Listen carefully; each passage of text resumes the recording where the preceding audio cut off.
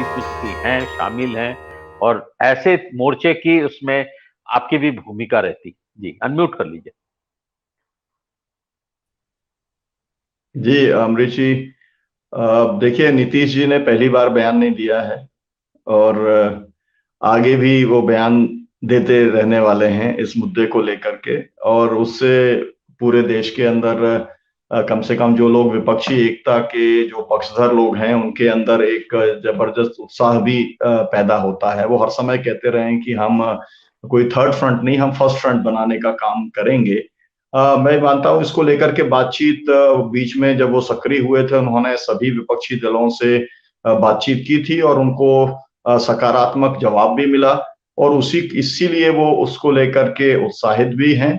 और काम चल रहा है पार्लियामेंट के अंदर। अभी जब पार्लियामेंट का जो सेशन चल रहा है अभी उसमें आपको दिखलाई पड़ेगा विपक्षी एकता ज्यादा पुख्ता तरीके से दिखलाई देने की हम लोग उम्मीद कर सकते हैं। जहां तक ग्राउंड लेवल के सवाल है उसके अंदर कांग्रेस पार्टी जो है वो क्या तय करती है ये सबसे ज्यादा महत्वपूर्ण है। ये मैं शुरू से कहता रहा हूं, लेकिन केवल कांग्रेस के ऊपर छोड़ दिया जाएगा ऐसा भी होने वाला नहीं है। जो क्षेत्रीय दल हैं जिन्हें रीजनल पार्टीज कहा जाता है वो भी एक दूसरे के संपर्क के अंदर हैं। और उसके अंदर चंद्रशेखर राव जो हैं उन्होंने भी एक बड़ा प्रयास किया था, उनके बहन के यहाँ पर भी अभी छापा पड़ गया है। और भी जो प्रयास है उसके पहले ममता जी ने भी बहुत प्रयास किया था।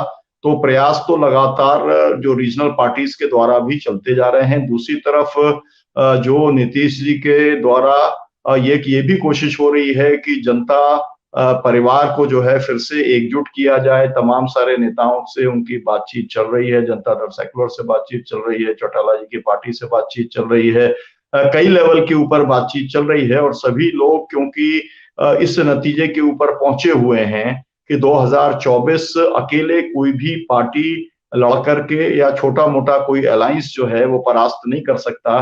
तो मोटे तौर पर नॉन बीजेपी एक अलायंस बने जिसके अंदर कांग्रेस पार्टी भी शामिल रहे। इस तरीके का प्रयोग उनके द्वारा अभी बिहार के अंदर किया ही जा रहा है, एक प्रयोग महाराष्ट्र के अंदर चल ही रहा था। तो मुझे ऐसा लगता है कि जो नीतीश जी ने कहा है उन्होंने केवल इस बात को दोहराया है कि उनका जो है ये प्राथमिकता थी, बनी हुई है और आगे वो इसके ऊपर काम करने के लिए प्रतिबद्ध हैं। क्योंकि बीच में ज्यादा सक्रिय हुए थे, जब राजधानी में आए थे सब नेताओं से मुलाकात की थी, उसके बाद में फिर कोई मतलब खबर नहीं आई। तो उन्होंने ये बेहतर समझा कि वो बताएं और उनके साथ में जो उनकी टीम के जो लोग हैं, केसी त्यागी जी सहित तमाम सारे ऐसे साथी हैं वो भी इस दिशा के अंदर लगातार सक्रिय हैं।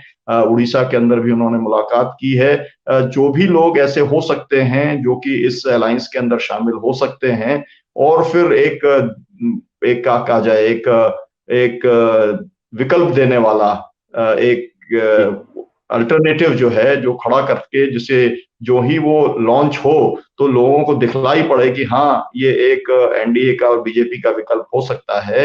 इसकी तैयारी जो है वो नीतीश जी के द्वारा की जा रही है और सभी लोगों का उसके अंदर एक सकारात्मक रुख दिखलाई पड़ता है।